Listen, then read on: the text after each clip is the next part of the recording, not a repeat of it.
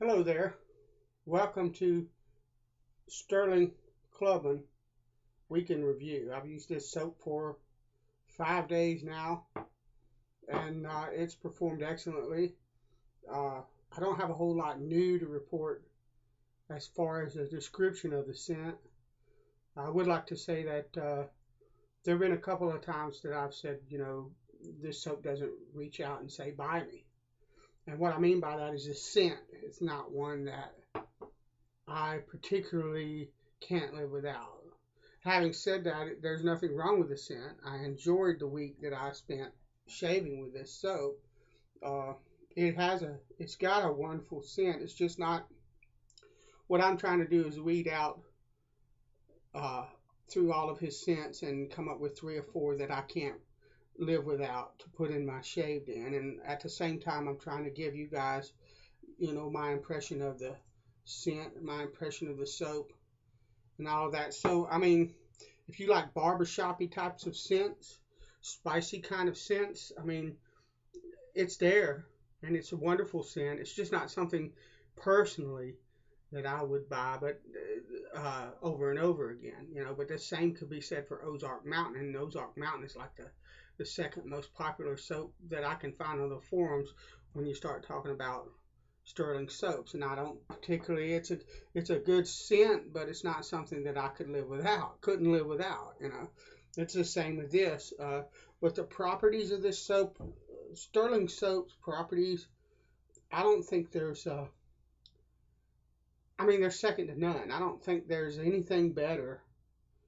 I don't care how much money you pay for it. It's really, really hard to beat the latherability, the slickness, the thickness, the cushion in this soap. It's just hard to do.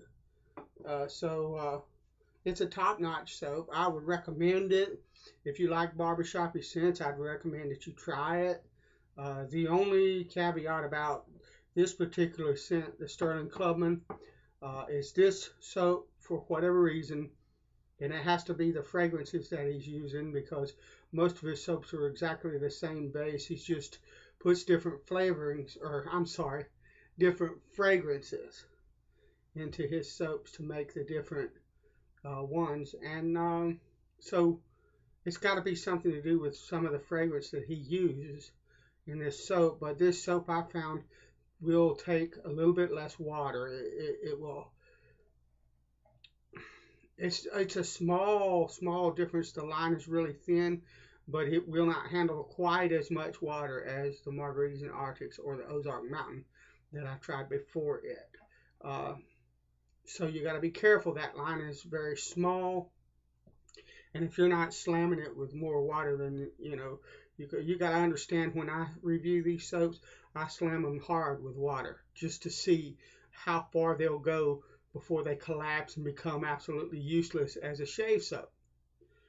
And these take a ton of water before they collapse. The only soap that I can compare it to in that regard is Mitchell's Wool Fat. You can throw a ton of water at Mitchell's Wool Fat, and you'll still get a wonderful lather.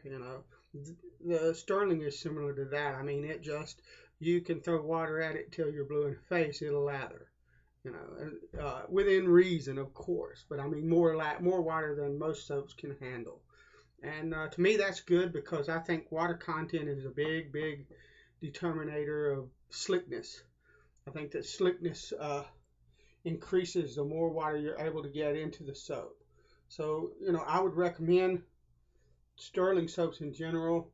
And if you like a barbershop scent, and especially if you like the Pinard Clubman scent, I would definitely recommend this scent. So that's my review, my weekend review. I had a wonderful time. If you'll excuse me a minute, I'll look and see what's next on the list.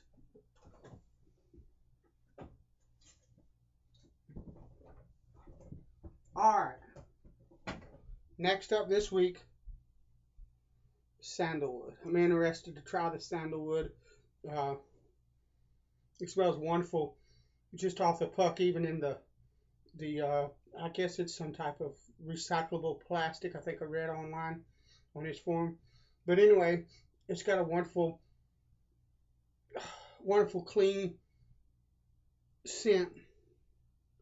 And I'm looking forward to trying the sandalwood out. That's next week, so look for that.